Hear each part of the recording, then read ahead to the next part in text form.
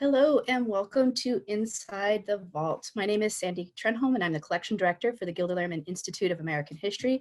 And we are really excited to be here with you today for a very special program featuring documents about Jackie Robinson. The Gilder Lehrman Institute is dedicated to improving K-12 history education while also serving the general public. And we do this through a number of programs: educational resources, online exhibitions, and direct access to unique primary source materials. Our collection has over 70,000 documents pertaining to American history from colonization through the end of the 20th century. And today's session is dedicated to the memory of Richard Gilder, our co-founder who passed away earlier this month. Many of you know Mr. Gilder has a passion for teaching American history, particularly using primary sources so that people can learn their history from those who lived through it. He also really loved baseball and was a great admirer of Jackie Robinson, not only as an athlete, but as an advocate for equality and civil rights. And so today we have some panelists joining us today. Jason Butler, professional learning facilitator from DeKalb County, Georgia. Jason, do you want to say hello? Hello, pleasure to be here. Thank you for having me. Great. And Taína Quiñones, Manager of Content Development from the Jackie Robinson Museum. Taína? Hi, I'm so happy to be here and thank you so much. Excited for the conversation.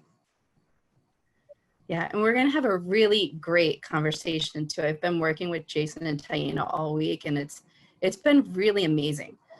On our support side, Allison Kraft is going to be talking to us in just a few seconds about some technical aspects.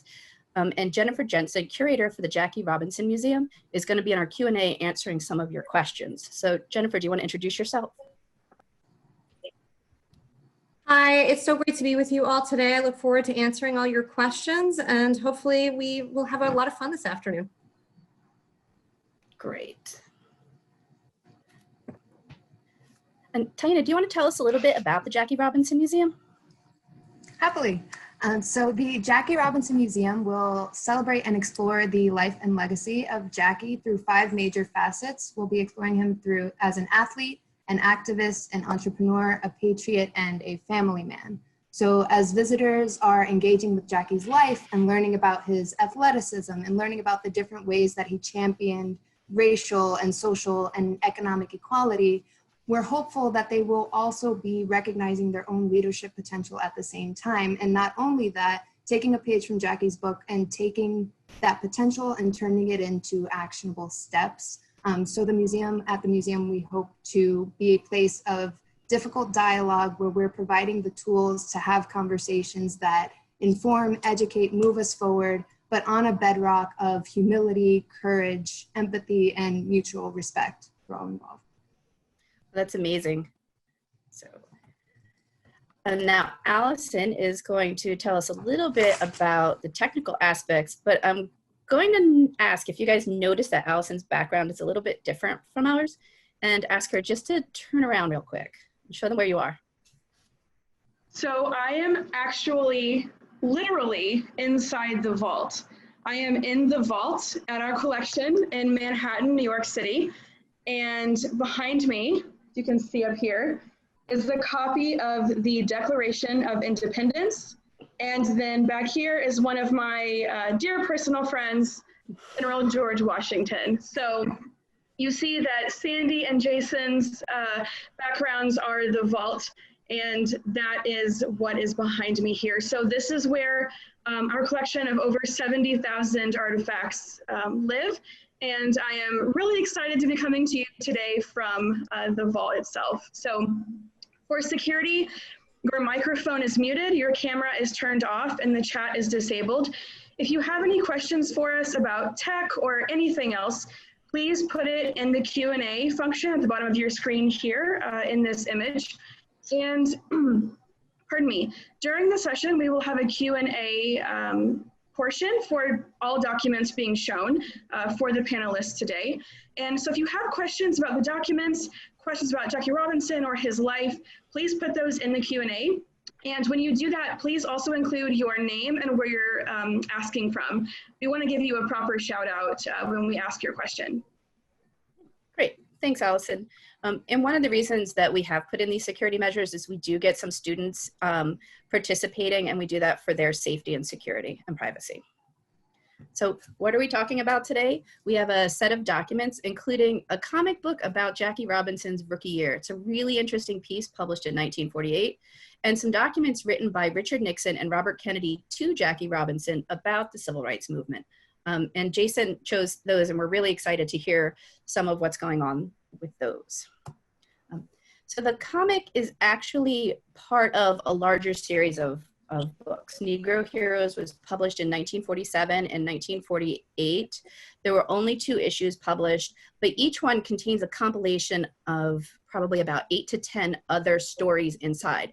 So Frederick Douglass is featured. There's the tank men of World War II. And it's not just African Americans who are featured. Toussaint Louverture is also included, in particular in this one. Booker T. Washington, as you can see at the bottom here. And they were published by the National Urban League and Delta Sigma Theta sorority in order to capitalize and tell the stories of African Americans who had been excluded from traditional history, showing their contributions to the United States and in Haiti for Louverture. And the Jackie Robinson comic is only 4 pages, so it's really short. And so obviously it doesn't capture everything. And that's what we're here to discuss a little bit with you here today. And it's titled Rookie of the Year. 1947 is the first time they had a Rookie of the Year. And correct me if I'm wrong, but I believe in 1987, it became the Jackie Robinson Award. Is that correct, Taína? Yes. Sorry. But what is missing from this? First of all, Jack Roosevelt Robinson was born on January 31st, 1919 in Cairo, Georgia. He's the son of sharecroppers and the grandson of formerly enslaved people. His middle name honored Theodore Roosevelt, who died a few weeks before Jack was born. After his father abandoned the family, his mother, Mallie Robinson, moved the family to Pasadena, California, when Jack was just a toddler, and she eventually was able to buy a house in an all-white neighborhood.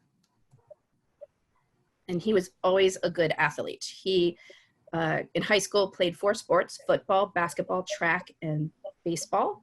And at Pasadena City College, he was named the region's most valuable player in baseball in 1938. And from an early age, he was outspoken on issues of race and equality. And there was a really great story I hope Taína is going to tell us in a few seconds. But one of the things that actually really surprised me was that his brother was also a very good athlete. And I hadn't known that he was a member of the 1936 Olympic track team and came in second in the 200-meter race. He was beat by Jesse Owens, which I thought it was pretty interesting that I never heard about that before. And so then when he goes to UCLA in 1939, he becomes the first 4-sport letter winner for football, basketball, track and field, and baseball. And that's where the press begins calling him Jackie. And he left UCLA just shy of graduation. And I'm going to put this out there because I know it's going to come up in the questions. One of the questions, do we know why he left UCLA before graduation?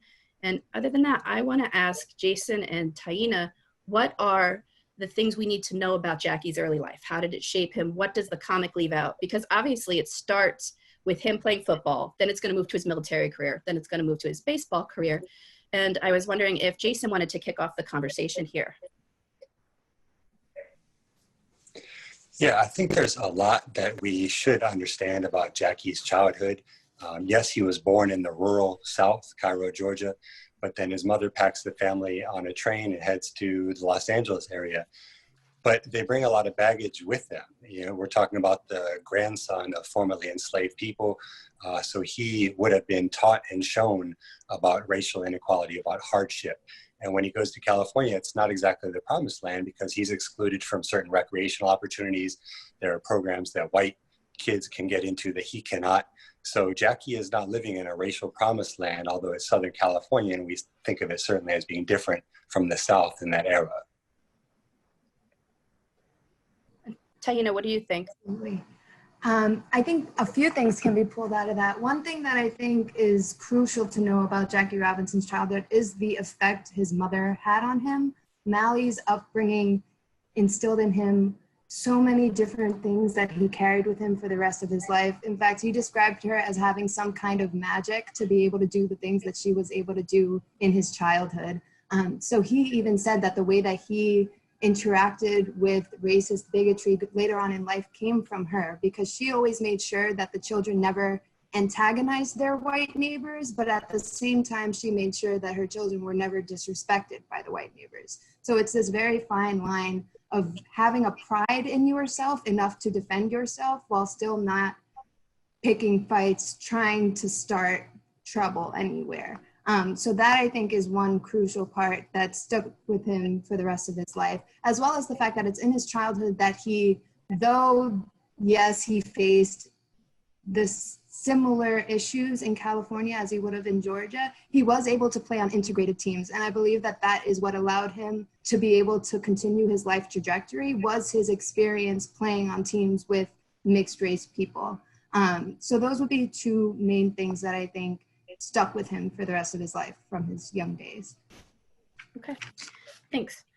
We're gonna go to the next panel that the comic has moved straight into Jackie's military career. And he was drafted in April of 1942. And while he was at Fort Riley, he befriended prizefighter Joe Louis.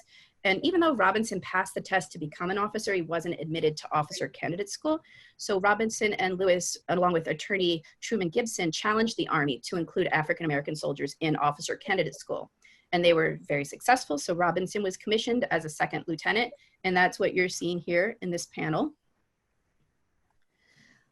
But he had a very short military career. So in August 1944, he was arrested for sitting in the front of an Army bus next to a fair-skinned Black woman who the driver thought was white. He was charged with violating Articles of War 63 and 64, behaving with disrespect to a superior officer, and willful disobedience of lawful command. And this is because he was told to move and he wouldn't. 13 people testified against him, and no one testified on his behalf. He was found not guilty because he hadn't done anything wrong. And later that year, he was discharged due to an ankle injury. And so I'm going to switch it up this time and go to Taína first. And what do you think we can learn from Jackie from his military career?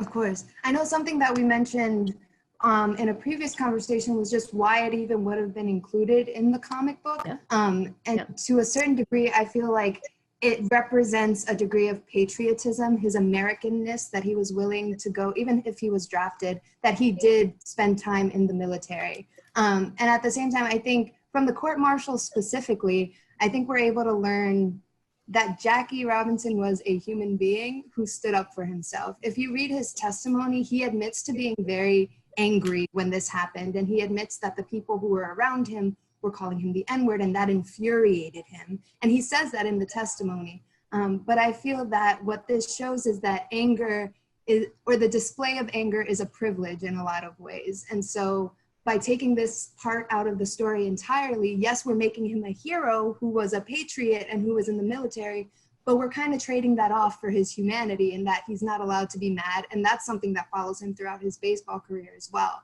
So it's just this moment where he was able to be angry and he still was found not guilty because the bus was already desegregated and it didn't make sense to find him guilty. So it's an interesting moment of seeing him display that anger that we don't get until later in his baseball career.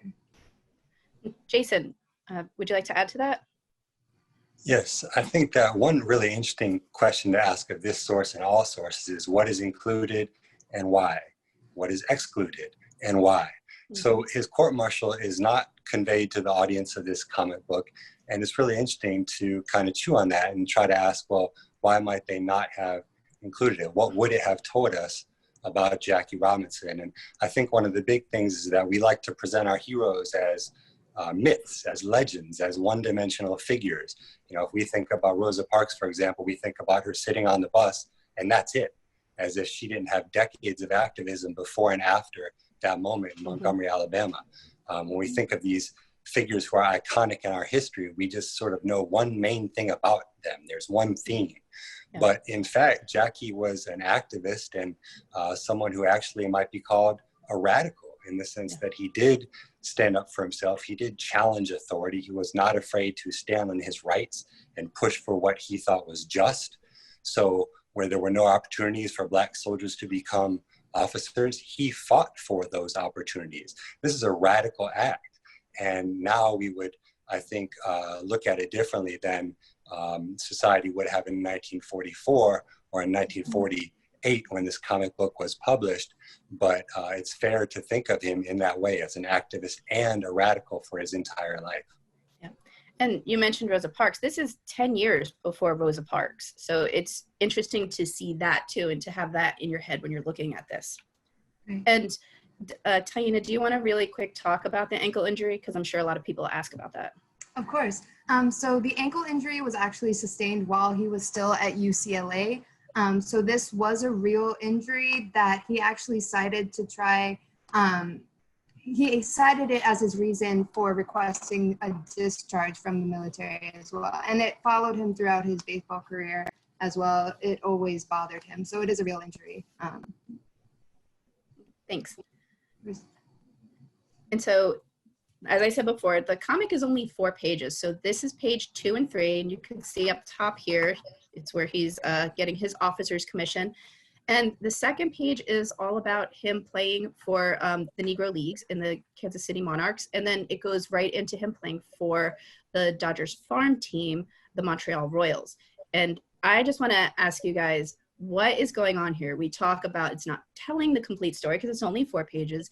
What are they putting in there? What are they leaving out, and why? And what can we get from this? What can students learn from this? What questions should they be asking? Jason, do you want to go first? Yeah, I think it's really interesting because now we see a whole lot of other people featured in the story. So we see mostly white fans. We see mostly white fans cheering. And these are not the full picture. There were lots of Black fans who came out to support Jackie. In fact, his debut with the Brooklyn Dodgers, there were more Black fans than white fans in attendance in Brooklyn, New York in 1947. So here, as he begins his career, it's not really an accurate representation to say that most fans were cheering for him and they were white. He received death threats, he received threats to his family, he received ominous warnings from his own teammates. But the way the story is told, it makes it seem like his path was pretty easy, that he was accepted. We see the phrase that he was one of the boys, and that's not quite the whole picture. And so the question I would pose is, why isn't that the way the story is told? What would the National Urban League and Delta Sigma Theta sorority, which is predominantly African-American, what would they have wanted to accomplish by telling the story that way, of acceptance and a pretty smooth ride for Jackie? Taína, I know you made some really good comments in our earlier discussions too. Sure. So I'm saving some for when we get to the Brooklyn side of things. But for here, at least, I completely echo what Jason said. And additionally, something we do see here is his athletic ability. We see that he is very talented. And if we can never say definitively why the National Urban League would have included or left something out, but we can extrapolate and we can guess. And so if we're looking at his athletic ability, that's almost always what the fans are commenting on. It's always how good of a player he is. And that was sort of what became an equalizer, was his athletic ability. So we may look at, I know Jason brought up when we were talking about this before, that a reason it might not have been included is that it was already known at the time. This is an attempt at documenting history as it's happening. It's in 1948. So people know what Jackie was up against by the nature of the fact that his skin is colored differently from everyone else in the comic book. So that could be one thing, but at the same time, they may want to highlight his athletic ability in the same way Jackie wanted to highlight his own athletic ability in, for example, his Hall of Fame plaque. The first rendition of the plaque has nothing about the fact that he integrated baseball on his own request. It wasn't added until after the fact because he wanted his accomplishments to be entirely about his athletic ability. So that's another factor here. Yeah, I'll leave it there till we'll get to Brooklyn. Okay. I just want to point out something that Taína had pointed out earlier on, and in all of these, and in fact, I think in the entire comic book, the only time Jackie speaks is in this panel up here. And the one to the left of it, sorry. Oh, the one to the left of it? This one, oh yes, you're right, where he's commissioned as an officer. So it's these two. But it's really odd that in this one he has gray hair, and in almost every other instance where he is seen, it's darker, and he's just saying, okay, sir. So I kind of found that interesting too, because they clearly could have had him with dark hair all along. Right. So and it's odd that they aged him in that way. When you yeah. consider he was only 53 when he died too. It was a very young, short life. So you would wonder why they made his hair gray. Yeah, it's interesting. And that's like part of the thing. You should always ask questions of primary sources. We may not always have the answer, but asking the question is a really good habit to get into. So we zeroed in on Jackie's relationship with Branch Rickey here. He was recruited, Branch Rickey recruited Robinson to come to the Dodgers farm team. And when he did, he told Robinson he was looking for a ball player with the guts not to fight back. And he also asked Robinson if he, quote, had a girl. And for this one, I am going to start with Taína, because I know you had asked to have all this stuff put in there. It's really interesting. Absolutely. Just really quick, because I don't want them to be forgotten as we keep going, but I do want to talk about the Negro Leagues in Montreal as well. Oh, sure. Absolutely. Just to say that the Negro Leagues, coming out of the Negro Leagues, something a lot of people critique is the fact that there were other talented stars at the time, and that is entirely true. There are the Satchel Pages. In fact, the Negro Leagues produced the likes of Hank Aaron and Willie Mays, and the people who would then join Jackie on the Dodgers, so Dan Bankhead, Don Newcomb, there are a bunch of other people. So there was a lot of talent in the Negro Leagues, and coming from the Negro Leagues, Jackie brought an entirely different style of play to Major League Baseball, the way that he was described as dancing on the plates, and in the way that he added a level of excitement by incorporating the stolen bases. People were always waiting to see if he was going to try and run to steal a base. So I did want to shout out the Negro Leagues there. There was a bit of a tension between Jackie and them once he left, but I did want to shout them out for being the institution they were. So back to Branch. This encounter, I think a lot of people know about because it's been mythologized highly in a lot of the movies, renditions about Jackie Robinson. So he did ask if he could not fight back, which again goes to my point about anger and the displays of anger. But this did go away a few years into his tenure with the Dodgers. So there are reports of Jackie then getting angry in the 1949-50 year, fighting back with the umpires because this control over him had dissolved, and he was able to express that. And at the same time, Rickey asked Robinson if he had the support of a girlfriend, which I know we're going to get into more later, but part of this huge undertaking of integrating baseball had to do with the support system that Jackie had, and that included his partner, Rachel. And so if we want to talk about what the comic has and leaves out, it doesn't mention anything about the support Jackie had, which was crucial to dealing with the world. So it makes him appear as if he's like the one-man show, right? Like an island unto himself, like he's dealing with all this. Jason, what do you think? Well, just to kind of piggyback on the last angle that was brought up, he was far from a one-man show, and I think that can be said about any successful person, whether it's your neighbor or someone famous. Anyone who achieves anything is supported by some sort of support system. And in Jackie's case, that was definitely true. One interesting part of his story is the support of the Black press, in particular, a Pittsburgh reporter named Wendell Scott. Wendell Smith. Wendell Scott was the race car driver. Wendell Smith was an advocate for Jackie and helped tell his story in a way that garnered him some support in places he otherwise wouldn't have got it.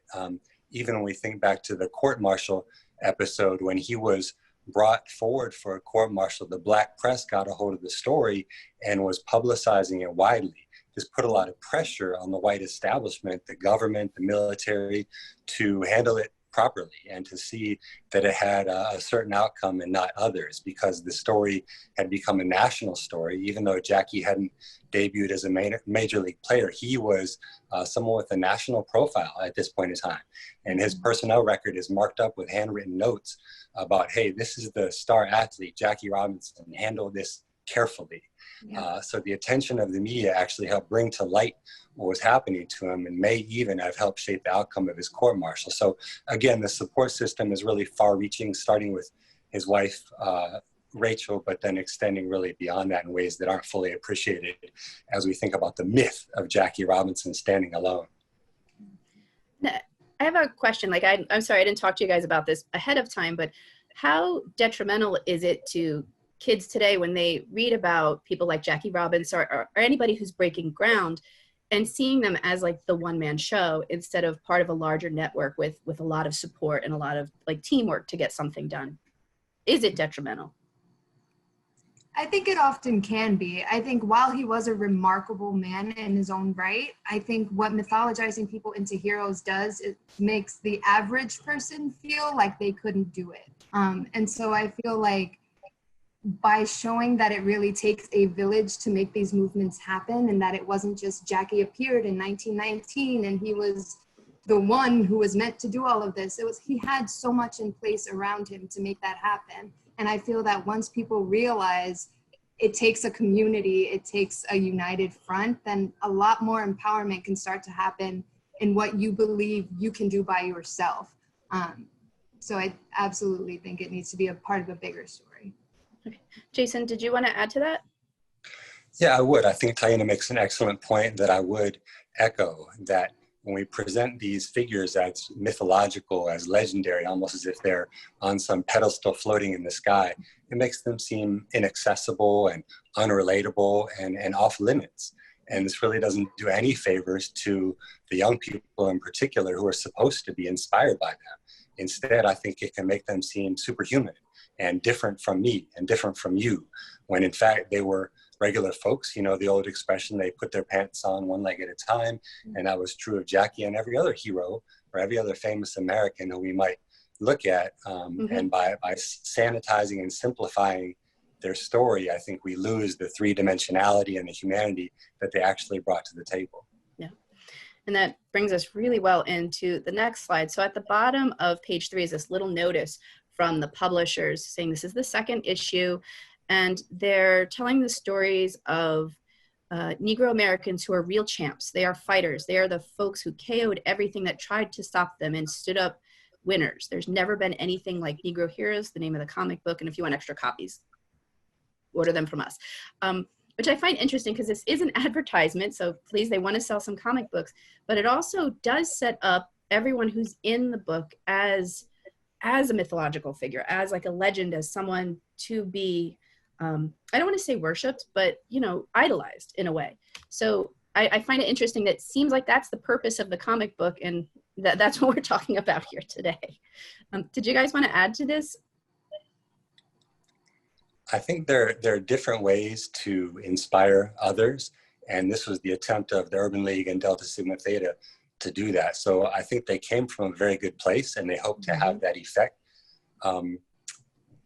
But there may be more different ways to do it, alternatives of how to inspire. Instead of saying, well, this person was incredible, almost beyond reach, and they impacted millions, a picture could be painted that they were human beings who fought through lots of things, who had lots of help, who had peaks and valleys, just like any of us. So here, you know, they're trying to reach a young audience in particular and saying, you too can aspire to greatness and get any job you would like. And that's part of our mission, is to promote that. Well, I'm not sure how well they accomplished it, but you know, in that context, maybe that version of inspiration is the one they felt like they needed to deliver. And Taína? Right. I was going to pick up particularly on the last point of just the context of the time, considering what kind of media existed positively portraying African Americans at this time. Showing them as heroes is an attempt of instilling pride in younger people. And I can understand that too. I think it's a very nuanced conversation that we're having now, retrospectively, to say, you know, oh, but you rob him of his humanity. And what about when he was scared? And what about when he was nervous? But those things translate into weakness in a lot of ways. And so just keeping in mind the time is really important for understanding what was included and what was left out as well. Yeah, and that's a great point, because a primary source is written during a specific period of time, and you have to look at what's going around along at that time period too. But then he joins the major leagues, April 15th, 1947. He played his first game with the Brooklyn Dodgers and began an unparalleled career in baseball. And in 1955, he helped the Dodgers beat the New York Yankees in the World Series. Is that the first time the Dodgers won the World Series in 55? I'm not sure if it was the first time ever. I know it was the first time with Jackie. Yeah. but 4 panels is all they dedicate to his first year in baseball. So this is supposed to be that moment of triumph. There's 4 panels, clearly left out a lot. But what do you guys think of this? What's going on here? Taína, why don't we start with you? Sure.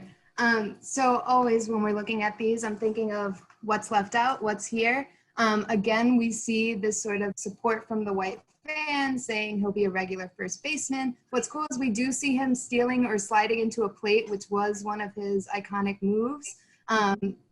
But at the same time, picking up on what Jason brought up earlier, we don't see the dissent. We don't see the fans who are sending him the death threats and the hate mail. We don't see Ben Chapman and the Phillies who were taunting him throughout their entire game. We don't see Dixie Walker, his own teammate, who signed a petition and tried to get other Dodgers to leave the team if it threatened to integrate. So there were a lot of people against him at this time. And it's kind of just a little shocking. I know we've discussed why, but it's just so blaringly obvious that it's not anywhere in the comic. And on the flip side of that, the support that then helped him deal with that. So Rachel, his son had just been born in 1946 in November. They were creating a whole fortress of joy and love and hope to kind of defend themselves from that outside world. And that's also nowhere here. So those are 2 things I mentioned. And Jason? Yeah, I think one element I'd also like to throw in there is kind of returning to the context. So maybe the creators of this comic book thought that the message they need to convey was that, yes, young people, young Black Americans, you can succeed in this world. And by dwelling on adversity, like Jackie being hated and actively opposed by his own teammates, maybe that's not the message that African-American youth of that time needed to hear. So we can only speculate, of course. We don't know exactly why they made those choices, but I think it's fair to say that that may be the reason why they wanted to tell the story this way. All right, cool. And before we do the Q&A, like we had a lot of discussions over the past week, and we really felt we had to include Rachel in this because, that's the support system that he had. And I apologize. Is it Rachel Issam? Is that how you pronounce her maiden name? Issam. Rachel Issam was born in Los Angeles on July 19th, 1922. In 1940, she entered the nursing program at UCLA. And during World War II, she served with the Cadet Nurse Corps and worked at Lockheed Martin in support of the war effort. I happen to really like the Cadet Nurse Corps. We have some materials on them. It's absolutely amazing. Mm-hmm. Jackie and Rachel married on February 10th, 1946. And 3 weeks later, they traveled to Florida for spring training with the Montreal Royals. So he's starting his marriage and this incredible career at the same time. And Mrs. Robinson was the only wife allowed at spring training. Branch Rickey knew that Jackie would need that support system, and he didn't want him to be alone there. After Robinson's baseball career, Rachel Robinson graduated from New York University in 1961 with a master's degree in psychiatric nursing. And in 1961, also, she began her career in psychiatric nursing as a researcher and clinician at Albert Einstein College of Medicine's Department of Social and Community Psychiatry. From 1966 to 1972, she served as both an assistant professor at the Yale School of Nursing and the director of nursing at Connecticut Mental Health Center. And in May of 1973, Mrs. Robinson established the Jackie Robinson Foundation to provide scholarships and mentoring and leadership development opportunities to talented college students with limited financial resources. So I'm gonna actually ask Jason to comment first because I know Taína has a lot to say. But Jason, how important is it to look at Rachel, to look at that support system, and what was she going through at the time too? I think it's extremely important. There's a highly problematic phrase that I've heard for decades, as I'm sure many people have. Behind every great man, there's a great woman. Well, the fact is, Rachel Robinson was not behind her husband in any way, shape, or form. She was highly accomplished, highly educated. She was out front doing her own thing, pursuing her own career.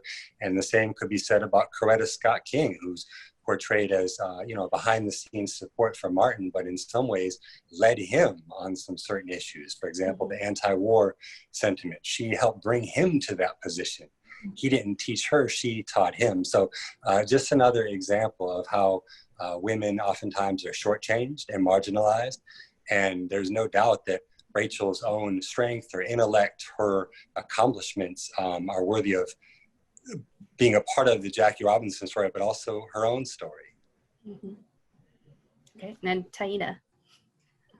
So just a couple things, just going back to the spring training, I think that's a really special moment for Jackie and Rachel, just in that this was an example of the kind of work that they ended up doing together. So when they traveled together, they were integrating places together. The airports, they were kicked off of 2 flights and then put at the back of a bus just to get to Florida for that spring training. So all of that they're doing together. And Jackie even says it, he refers to themselves as we when talking about things that he did, just because she was such an integral part to all of his decision making. And just to speak to her own strength, if we look at these dates, in 72, Jackie dies in 1972, and in 73, she founds the Jackie Robinson Foundation. In 72, she takes over the Jackie Robinson Construction Company. So it's just looking at how fiercely she protected his legacy from the moment he was gone is just a remarkable thing to see, and speaks to her strength and her dedication to making this permanent. She's a remarkable woman. I could go on forever. So that's okay. And what's also interesting to couple with both your points, when we look at history too, John and Abigail Adams have this incredible relationship. George and Martha Washington have a great relationship. Lucy and Henry Knox are favorites of mine. If you go throughout history, you see that when there are great people doing something, they often have a really, really strong partner, and we don't always recognize that.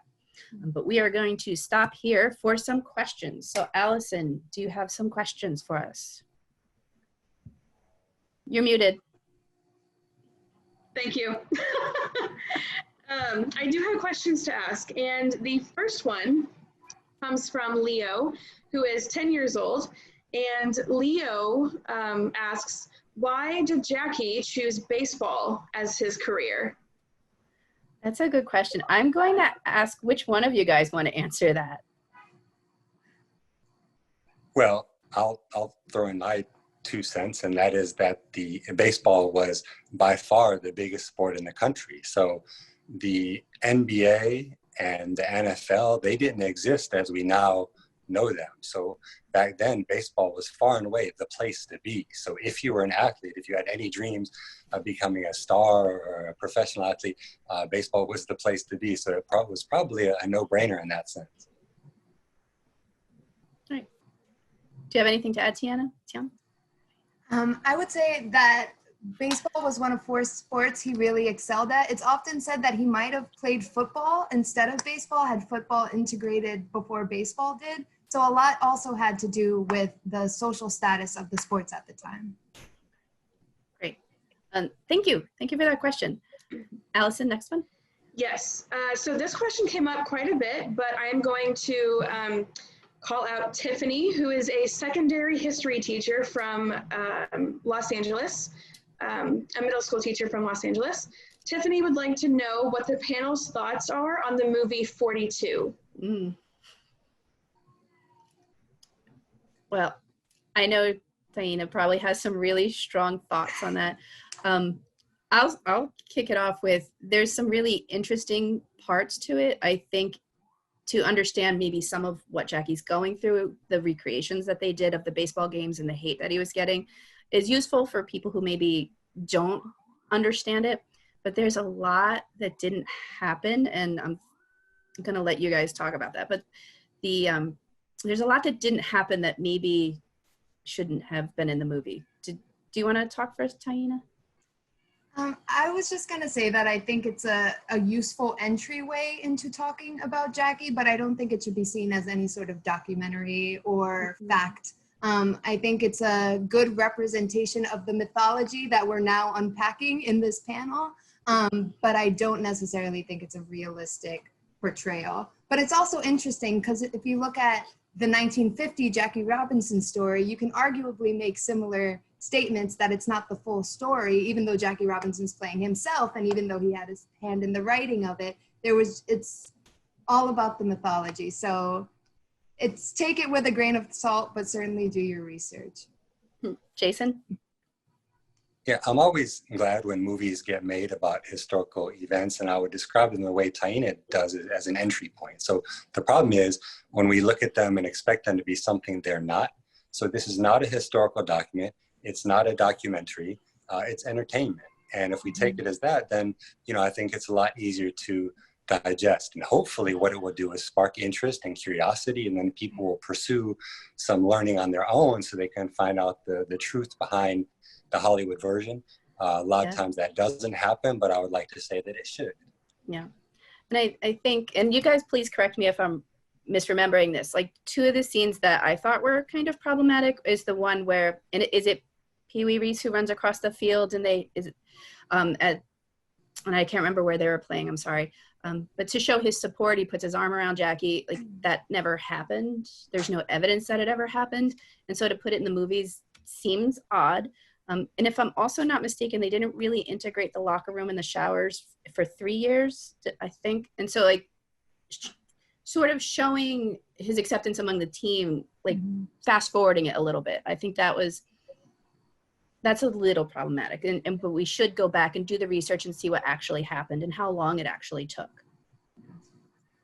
Right, but thank you. Allison, we have time for one more question, then we have to go on to the next set of documents. Yes. So there were many questions about the relationship between Pee Wee Reese, as Sandy, you touched on, and Jackie Robinson. Deborah would like to know more about this relationship and also how talking about that can be presented in the classroom. I am going to definitely defer to you guys. Does somebody want to go first? I'm not sure who wants to talk about it. I can start just to say that Pee Wee and Jackie did become friends, good friends later on in life after baseball. And Pee Wee was a solid ally for Jackie as well. I think where we get into some difficulty is something we talk about at the museum a lot, is also the mythologizing of friendships and understanding that Pee Wee was also a Southerner and like had initially some difficulty. It was a warming up period when Jackie came on to the Dodgers for a lot of the players. A handful of them welcomed him, but it was still very rough. So with Pee Wee, I think the benefit comes from seeing a relationship grow and flourish. But I think even in seeing that, we need to be honest with where they were when they met and not fully see it as, oh, this white ally supported the Black man from the beginning, because it wasn't necessarily that way. But it can show the strength of allyship at the same time. Jason, do you want to add to that? Yeah, just in the same direction Taína was going, that we do mythologize these figures who are heroic for different reasons. So Pee Wee Reese was a reflection of his times. He was not a superhuman. He was not an immortal. He was a regular man who grew up in the same era Jackie did, and some of the same places. So it's easier for us to digest if we think of this figure who's wearing a halo and he's got a heart of gold. Easier for us to process, makes us feel better, but is not really fair to the historical reality. Awesome, thank you. And thank you for that question, it was a really good one. We are going to now jump to the end of Jackie's baseball career and the beginning of, would you say like this is his second career, Taína? Like his life after baseball? Yeah, I'd say it was his second through 15th career. And you guys will see why in just a second. So after baseball, I almost feel like we should say, what didn't he do at this point? He retires from baseball on January 8th, 1957. He becomes the vice president for personnel at Chock full of Nuts. And he was the first African-American to work as the vice president of a major US company. And in '59, he began working as a columnist for the New York Post, where he wrote passionately about social issues, sports, and family life. In 1962, he began writing for New York's Black weekly newspaper, New Amsterdam News.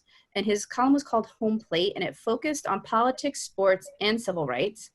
In 1964, he co-founded the Freedom National Bank of Harlem. It's a Black-owned bank that financially aided African-American communities. And we've divided this up into 3 different topics. There's tons more to talk about. He also was a very, very prominent activist. He was a prominent leader in the civil rights movement. He was an NAACP member, and he served on the board of directors for the NAACP from 1957 to 1967. He won the NAACP's Spingarn Medal in 1956, and he was an often featured speaker at civil rights rallies, including the March on Washington in 1963. And he was also really involved in politics. He worked for New York Governor Nelson Rockefeller in 64 and again in 66. During the presidential election, he supported Nixon over Kennedy.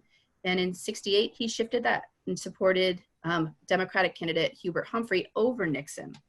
And I'm gonna actually back up for a second and just talk about his 2 careers as entrepreneur, businessman, and activist, like those 2 aspects of his life. And then we'll combine the politics in with the second set of documents. So Jason, do you want to kick us off?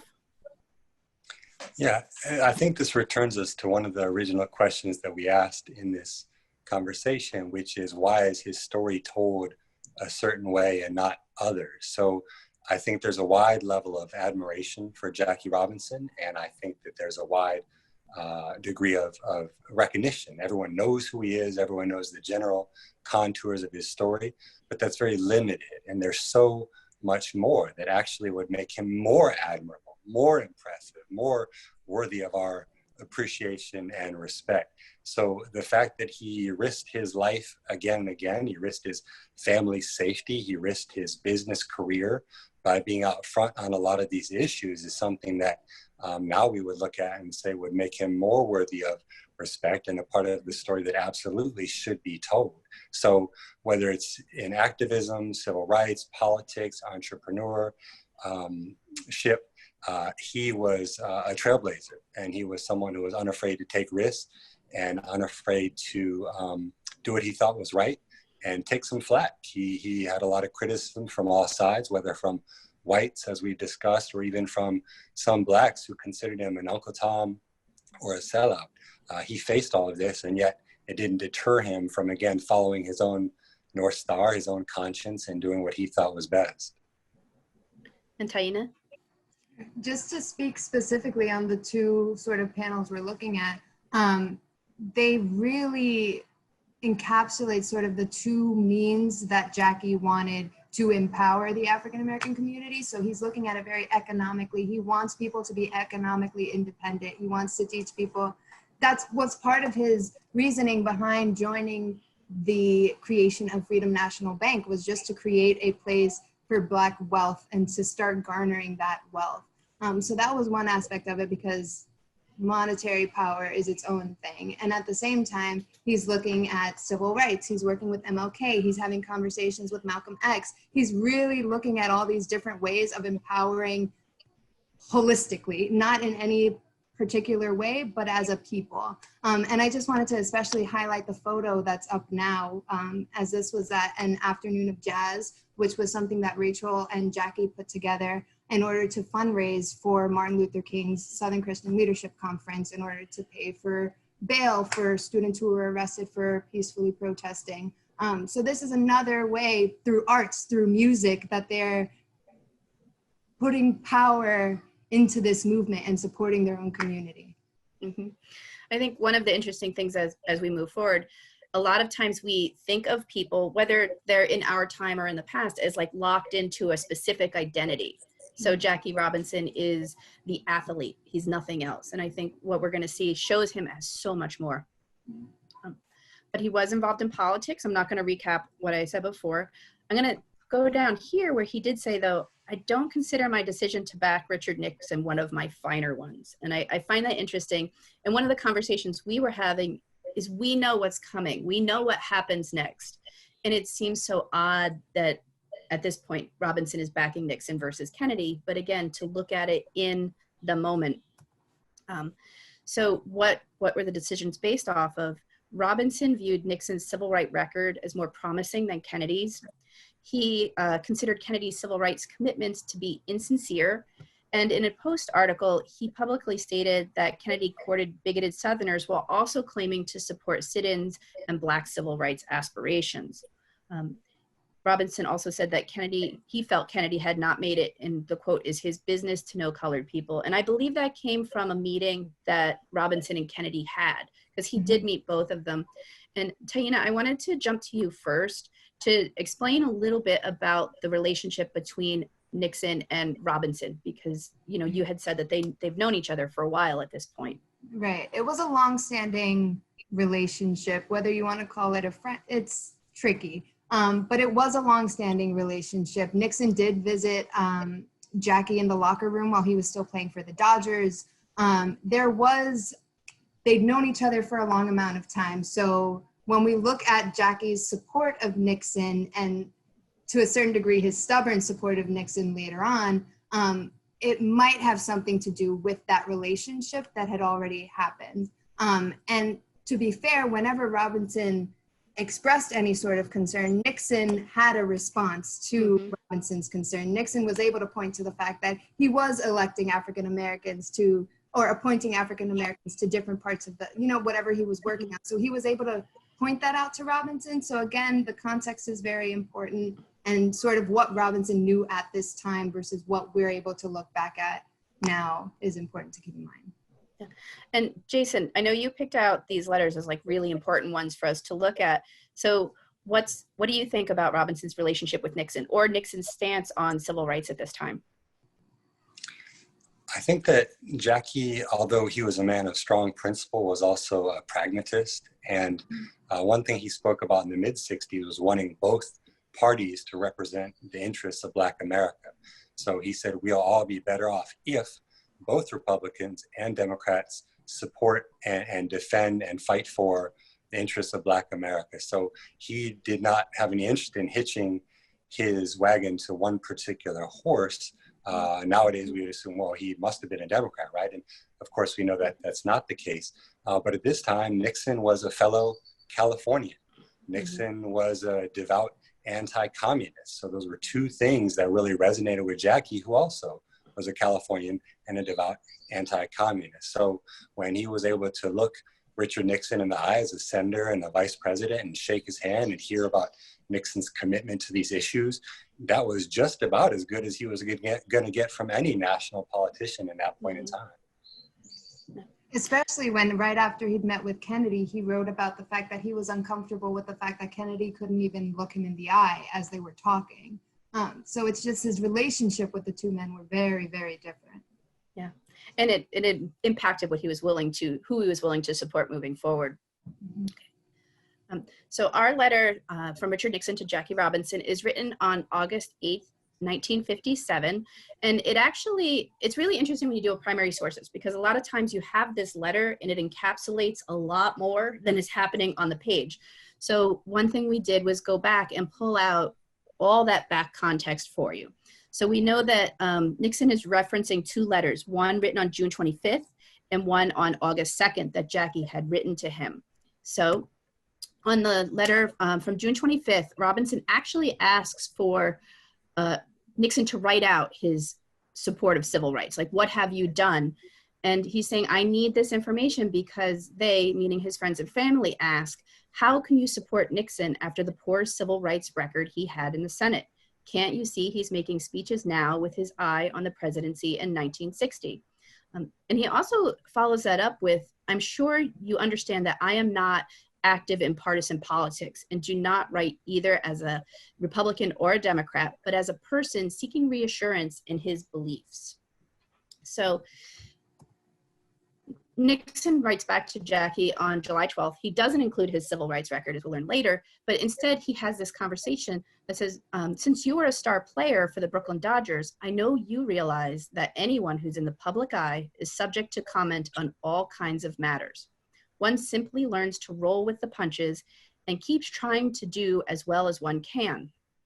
The enactment of civil rights legislation is a positive action that can be taken toward living up to our ideals. I believe we will see the passage of civil rights legislation during this session of Congress. And there actually is a Civil Rights Act that is before Congress. The House has passed it by early August. And on August 1st, the Senate passes it, but with like an amendment that says if you are accused of violating someone's civil rights and the right to vote, then you are entitled to a trial by jury to see if you actually violated someone's rights. And Nixon was opposed to that. Robinson, as we'll see in a second, was opposed to that because who are you being tried by, like an all-white jury? So on the 2nd, Robinson writes back to Nixon to thank him for the position he took on behalf of all Americans. I assure you that as an individual, I and many others will never forget the fight you made and what you stand for. He talks, I always trip up reading this next sentence because it's a little bit long, so I want to apologize.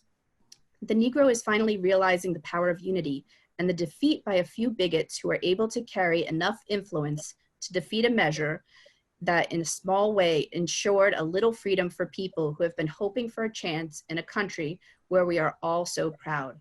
I am sure that this will unite us even more. I assure you we will not forget those of you with enough courage to stand by your convictions, nor shall we forget the others. And that brings us back to our letter. And we zoomed in on the second paragraph here, where he talks about the Civil Rights Bill. So it was most thoughtful for you to write on August 2nd. Although the Senate vote on August 1st was most discouraging, you can be sure that I will continue to do everything I can to see that a more effective bill than the watered down version, which was approved by the Senate on Wednesday night, is eventually passed. The Civil Rights Bill, I believe, is actually passed on August 29th. So it will go through. But I find this exchange really interesting. When Nixon's first asked about what's your civil rights record, he's like, oh, let's talk about being a public figure. But I want to ask you guys, what do you think? What's going on in this correspondence? This is 57. It's right after Jackie retires from baseball. It's that beginning of his next stage in life. Jason, did you want to go first on this one? Yeah, as you pointed out, Sandy, this is 1957. So in the immediate rearview mirror here, we have the Montgomery bus boycott, we have the lynching of Emmett Till, we have Brown versus Board. All of those things had happened within the previous 3 years. So change was afoot, yes, but there was no way for anyone to know what was coming. So at this point in time, this was I believe, the introduction of the first civil rights bill since the 1870s. So to Jackie and everyone else, this would have seemed like a major, major step. They had no way of knowing that 7 years later, there would be a broader and more powerful civil rights bill that would actually become law. So at this point, Jackie sees Nixon as someone who's actually trying to strengthen the stand that the federal government is taking, because no one knew just how far things would go and how empowered the federal government would become. At this point, again, with a little bit of pragmatism, I would say, Jackie appreciates that Nixon seems committed to doing right by this issue to an extent that a lot of other elected officials aren't. You know, again, Jackie is a loyal individual, and he later says, you know, supporting Nixon wasn't my finest decision. And you can imagine the conversations behind the scene when his wife is saying, why don't you support the Democrats like your own father did, Jackie? And for a while he doesn't, but I think it's understandable why he would have maintained that line at this point in time. Taína? Right, absolutely. And I think at the same time, it's interesting to think of something we've talked about is why Nixon would want Jackie's support so bad. And we've talked about Jackie as a political asset, right? And if you think of like the sway that he had and having him on your side meant something at this time. And if you look at the things he's doing in the community, he's the VP of Chock full of Nuts. He's working heavily with the NAACP in 57. He's embarking on a cross-country tour to help with their Fight for Freedom Fund. He's doing a lot involving community at this time. So he's a well-known face in the Black community right now. But what that also shows is even though Nixon has his support, he still loses. So it shows, again, a rift between Jackie and the Black community of the 60s that's coming up, which touches on what Jason said in terms of the shifting opinions on Jackie being more of an Uncle Tom, but really in the context of his time, what he was doing was radical, but times changed. So that's one thing I wanted to say, but the other was just looking at imagining then what Nixon goes on to do. I can see how it would feel more like a personal betrayal that Nixon tried to have him on his side all these years, and then all of a sudden it's gone. It must feel like you're being used, which again happens with Jackie throughout his life as a political asset. In 1949, when he's brought up onto the Hill to testify about Black loyalty, that was under the pressure of Branch Rickey and under baseball, really. So seeing his opinions as having social value is another really interesting take as well. One of the things that struck me in the June 25th letter is when Jackie said, "I'm not writing to you as a Republican or a Democrat. I'm a man who wants to make my own decisions. And I want to know all the facts." I find that really interesting. We actually have a letter by George Washington talking about party politics and how people should make decisions based on a person's worth and not which party he belongs to. So I kind of find it interesting to have that. But Jackie does go on to eventually support the Kennedys. And our second letter is between Robert Kennedy and Jackie Robinson. So we know that during the 1960 presidential campaign, there was an angry exchange of letters between Jackie Robinson and Robert Kennedy. Robinson believed that John F. Kennedy was courting racist Southerners while also claiming to support civil rights. So he thinks you can't really do both. So he was being insincere. And Robert Kennedy accused Jackie of being anti-union. And that's until May 6, 1961, when Robert Kennedy gave his first speech as Attorney General at the University of Georgia Law School, in which he pledged his support for the civil rights movement, including school integration, enforcing Brown versus Board of Education, and enforcing civil rights statutes and other federal legislation that's being passed. And on May 8th, Robinson wrote to Kennedy to talk about that speech. I couldn't find the exact letter, but portions of it were quoted by Peter Lasago in the Chicago Daily News. Robinson said, "I find it a pleasure to be proven wrong," he said. "May you continue to give your demonstrated leadership, which is so necessary at this time." And Robinson then called Kennedy's speech most encouraging and said that the Attorney General's attitude tends to increase our prestige in the world. And I think he's talking about US prestige in the world. And so, which brings us back to this letter, our letter from Robert Kennedy to Jackie Robinson. And it's kind of cool. It's written on the Office of Attorney General stationery. And this is where Kennedy says, "We intend to follow through with vigorous enforcement of civil rights laws, and I believe we will make progress. However, the record will speak for itself 3 or 4 years from now. You will make a judgment, and so will the people of the United States as well as those overseas. You have made a great contribution in the civil rights field, and you can be of considerable assistance in seeing that we keep moving ahead in this field. Therefore, I hope you will continue to make your views known to me." So he's inviting more conversation with Jackie Robinson. And so I'm going to actually start with Taína this time and ask you, what do you think of this series of correspondence, of the relationship that comes with Kennedy and Jackie Robinson at this point? Right. I think theirs is a really remarkable relationship, just that it changes so much. And I think something that we've discussed in both terms of Nixon and Kennedy is the fact that Robinson allows his opinions to change based on new information. And that's something that I view as a great trait when it comes to Robinson's decision-making, because he doesn't claim to know everything. And so with Kennedy in particular, their relationship goes from being one of support to one of disagreement to one of support to one of disagreement, literally up until RFK is killed. And in his last article about Kennedy, Robinson writes that one of the things he respected the most about Kennedy was the fact that he allowed Robinson the space to disagree with him. And so it wasn't that they agreed on every front, it was just that Kennedy saw Robinson as human enough to listen to his disagreements. And I think this last sentence in what's pulled up here is perfect, that he hoped he'd continue making the views known, despite the fact that they may not always disagree. He wanted to know Robinson's mind. And I think that that was a really beautiful connection between the two of them. And Jason? I'd like to just speak to the historical context a little bit. Absolutely.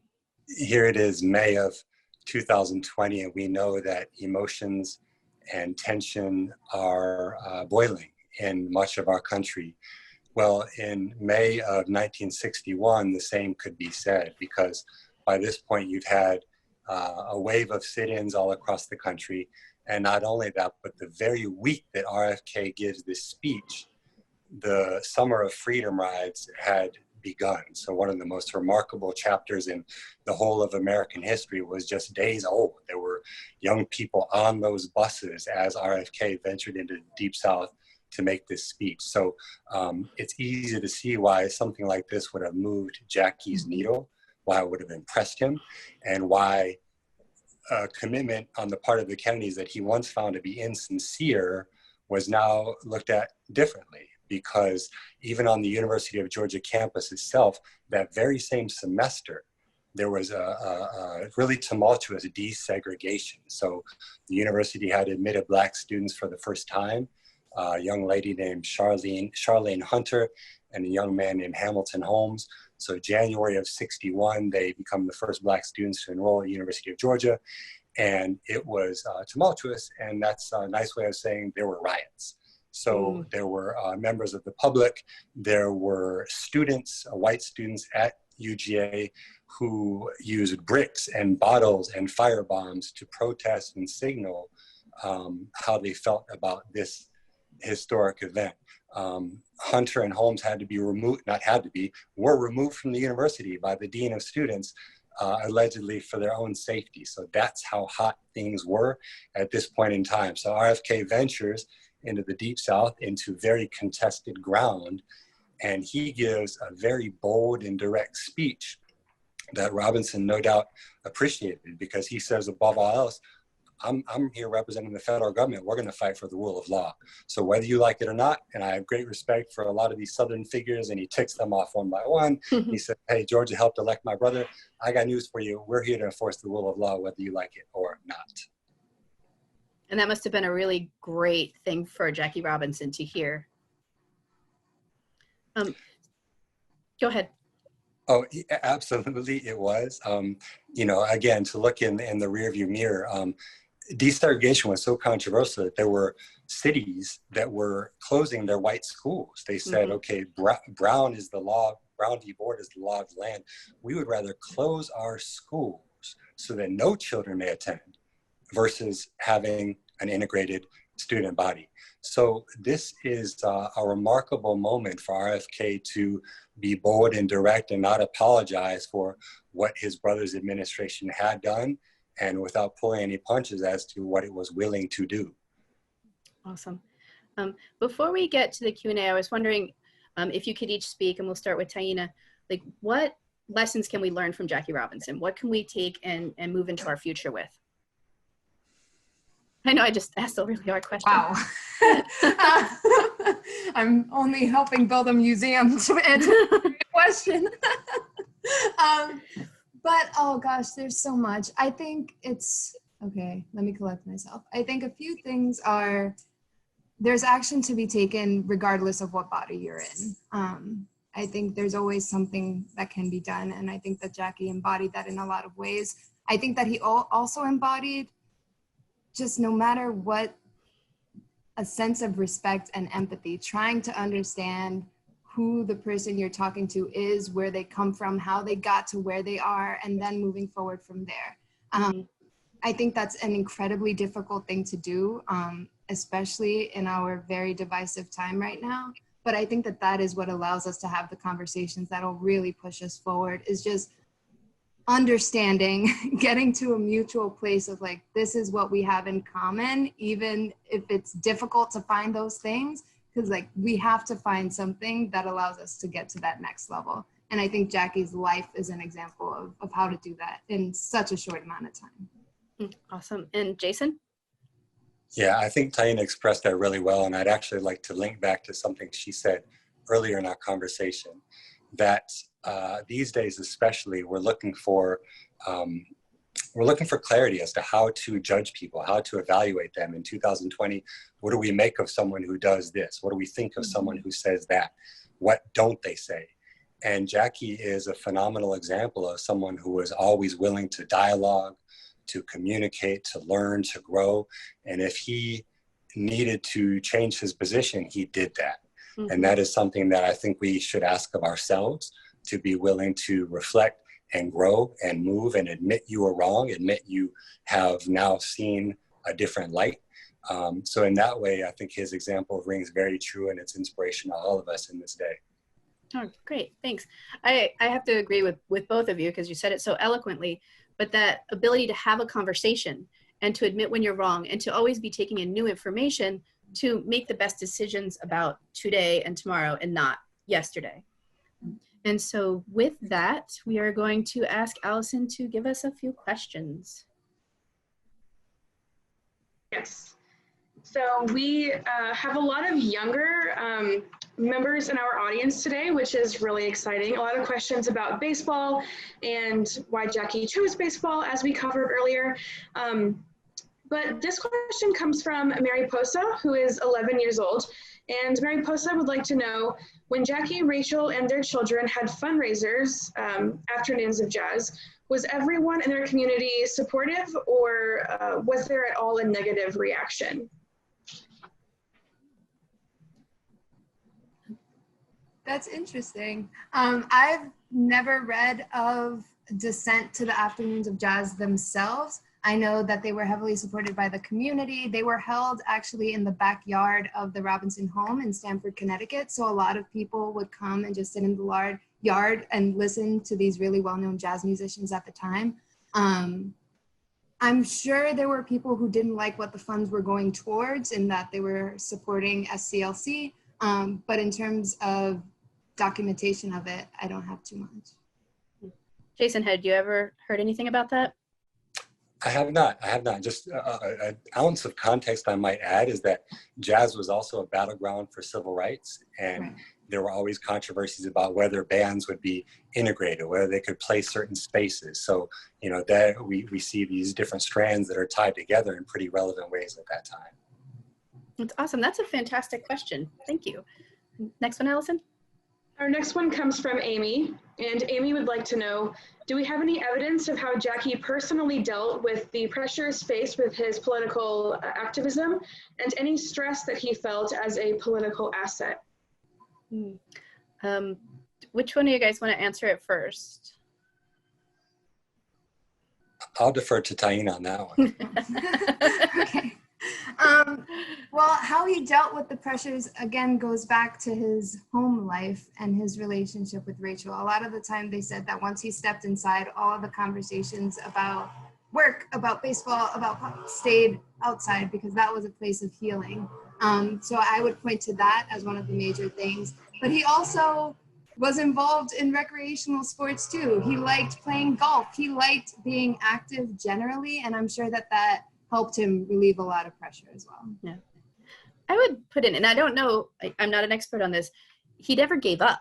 So I'm sure there was a lot of pressure. I'm sure it was really hard, but he never gave up. And I think that says a lot about his character, about like his internal strength and the support system he had around him. And I'm absolutely certain it was a very difficult thing to deal with at the time. But thank you for that question. It was really good. And last one, Allison?